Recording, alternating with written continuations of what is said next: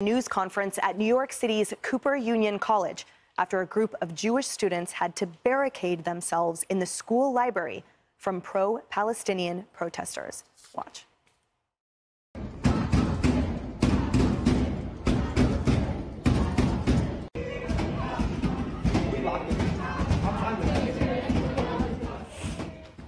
Absolutely frightening footage, Mark.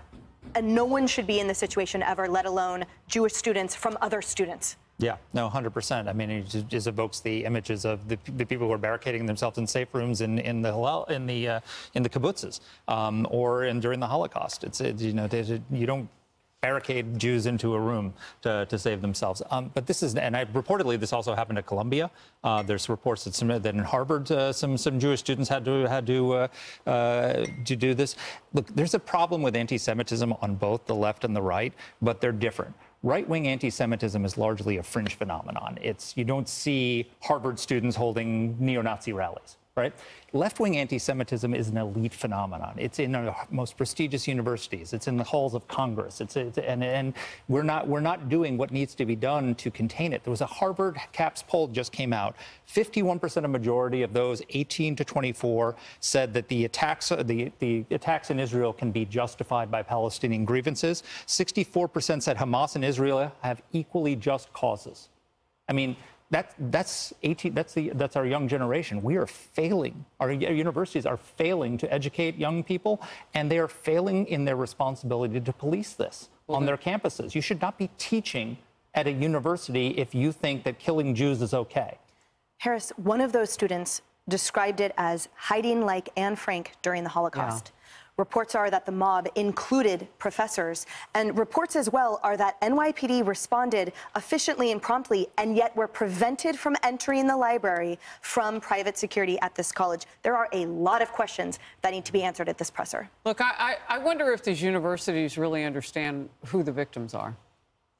Because to prevent law enforcement from moving in, what you're saying to a wider viewing public, i.e. the parents who are paying for you to protect their children, all of their kids, educating them is second. You got to keep them safe and alive while you're on your campuses.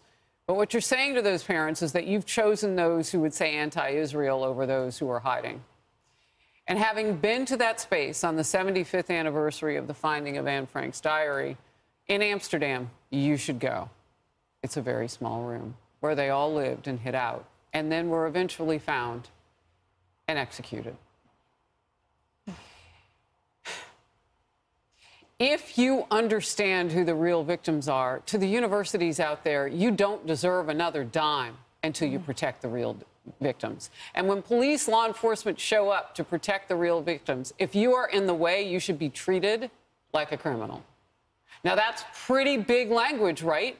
But that's what you're acting like right now. You're standing between those who would save and those who need saving. You got to pick a lane. If you stand in the middle, I advocate get out of the way or get run over. To that point, the willful obstruction indeed can be charged as a felony, Kayleigh, and I would add on a hate crime on top of that. The whole point is there needs to be a response that deters, unlike what our president does every day, this type of behavior and this type of absolutely insidious anti-Semitism that is somehow acceptable and codified by professors. Yeah, what are the consequences for these students? What are the penalties? I asked that yesterday about calling Hamas terrorist martyrs and putting that up on George Washington's building. What are the consequences? I've yet to see a single student punished except by a private sector CEO saying you've lost your job. The professor, what's the consequence for the Cornell professor saying he was exhilarated and energized by the terrorist attack? He apologized. He had 5 members of the American Association of University Professors stand up for him. How appalling and reprehensible. But to the credit of Claudia Tenney, Congresswoman, she said in no uncertain terms that he should resign. We need people holding these people accountable. They only understand penalties. Yeah. People show you who they are when they think no one's looking.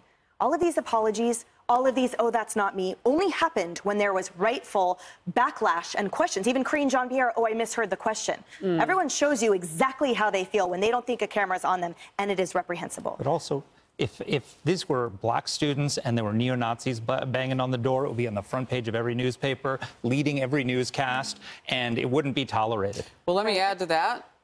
So by the grace of God, go all of us. Yeah. If one group is threatened, then everyone Amen. is. And when I say, if you're in the middle of the road, get out of the way, I mean, that money should stop flowing to these universities. And I just want to say that professor was given a leave of absence. That's Should be fired. insufficient. Fired. Insufficient. Okay, more outnumbered in just a moment. Hey everyone, I'm Emily Campagno. Catch me and my co-hosts Harris Faulkner and Kayleigh McEnany on Outnumbered every week